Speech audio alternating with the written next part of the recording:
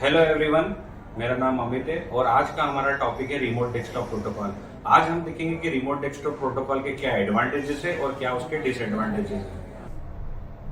तो हम शुरू करते हैं रिमोट डेस्कटॉप का प्रैक्टिकल। तो रिमोट डेस्कटॉप में हमें सबसे पहले ये ध्यान रखना है कि रिमोट डेस्कटॉप के हमने जैसे बात करा था कि रिमोट डेस्कटॉप के एडवांटेजेस क्या हैं। तो एडवांटेजेस की यदि हम बात करें तो हम एक कंपनी में काम करते हैं और हमारा एक पीसी जो है या जो एक सिस्टम है वो इंडिया के बाहर है या दुनिया के किसी भी कोने में होगा, तो हम रिमोट डेस्कटॉप प्रोटोकॉल की मदद से उस पीसी को हमारे सिस्टम पे एक्सेस करके उसमें जो भी प्रॉब्लम है हम उसे सॉल्व कर सकते हैं।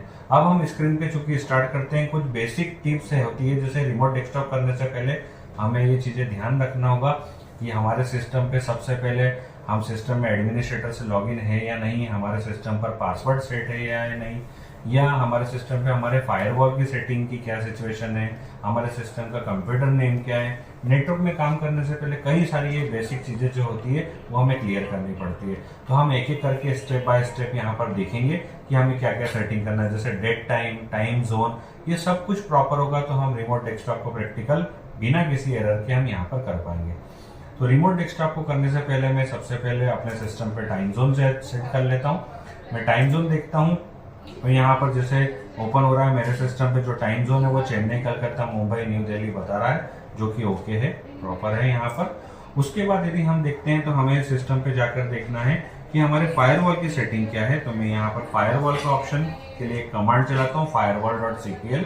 मैंने एक कमांड रन यहाँ पर करी है। तो कमांड से मैं देख रहा हूँ कि मेरा अभी जो सिस्टम का फायरवॉल है वो फायरवॉल मेरे सिस्टम का यहाँ पर ऑफ है।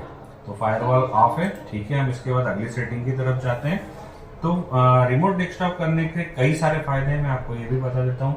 जैसे कि हम बात करते हैं, आज आप देख रहे हैं किसी भी कंपनी में कहीं पर भी आप काम करते हैं या किसी कोचिंग इंस्टीट्यूट में है, किसी स्टूडेंट को प्रॉब्लम आ रही है, उसको सिस्टम में बेसिक एरर आ रही है, तो जिस प्रकार हम टीवी का वॉल्यूम बढ़ाने के लिए अब टीवी के पास नहीं जाते हैं और हम सिस्टम पर या रिमोट से ही उसी का वॉल्यूम ऑपरेट कर सकते हैं, उसी प्रकार हम दूर बैठे कहीं पर भी किसी भी कम्युनिकेशन दूर बैठकर हम किसी भी डिवाइस से कनेक्ट होकर रिमोट डेस्कटॉप की मदद से उस सिस्टम को सॉल्व कर सकते हैं। उसकी प्रॉब्लम या एरर जो भी आ रही है हम उसे सॉल्व कर सकते हैं।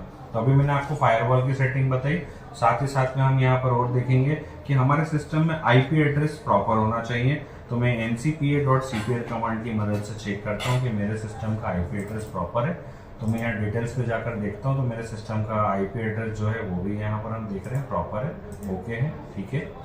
सबसे इंपॉर्टेंट सेटिंग जो हमें करना है वो रन पे जाके हमें एक कमांड चलाना है, sysdm.cpl।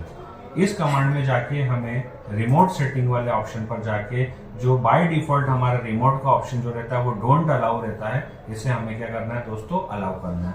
Allow remote connection to this computer. जैसे ही हम इस फीचर्स को ऑन करेंगे तो हमारा सिस्टम रिमोटली एक्सेस या आरडीपी प्रोटोकॉल हमारे सिस्टम में काम करने के लिए रेडी हो चुका है। हम इसे अप्लाई और ओके करते हैं।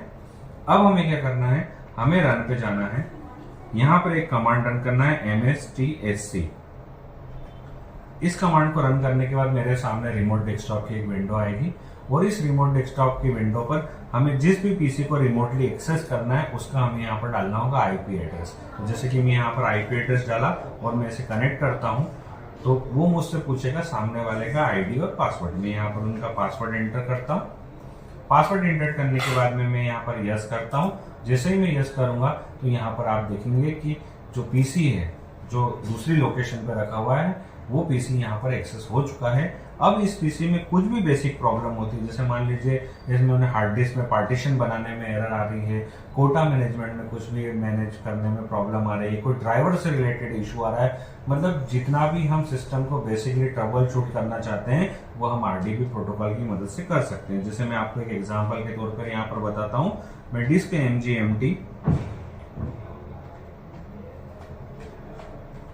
यहाँ पर एक कमांड रन करता हूँ और जैसे कि हम इस सिस्टम पे देख पा रहे हैं यहाँ पर सिस्टम पे आपको दो ड्राइव दिख रही है, एक सी ड्राइव दिख रही है और डी ड्राइव दिख रही है। अभी यूजर की रिक्वायरमेंट है कि सर मुझे यहाँ से कुछ स्पेस और निकालना है या श्रिंक करना है, तो हम यहाँ राइट क्लिक करके श्रिंक वाले पर जाएंगे और हम यहाँ से चाहते हैं कि यहाँ से 5 GB जो स्पेस है वो हमारे लिए और अवेलेबल हो जाए। हम 5000 MB पे क्लिक करेंगे, देन हम श्रिंक पे क्लिक करेंगे। तो आप यहाँ पर देखेंगे 4.88 GB की लोकेशन जो है वो हमारे पास में अनलोकेटेड अवेलेबल हो चुकी है। और उसी प्रकार से जब हम रिमोट डेस्कटॉप के कनेक्शन को क्लोज करते हैं दोस्तों, तो हमें यहाँ पर हमेशा साइन आउट पे क्लिक करना है। Okay, thank you.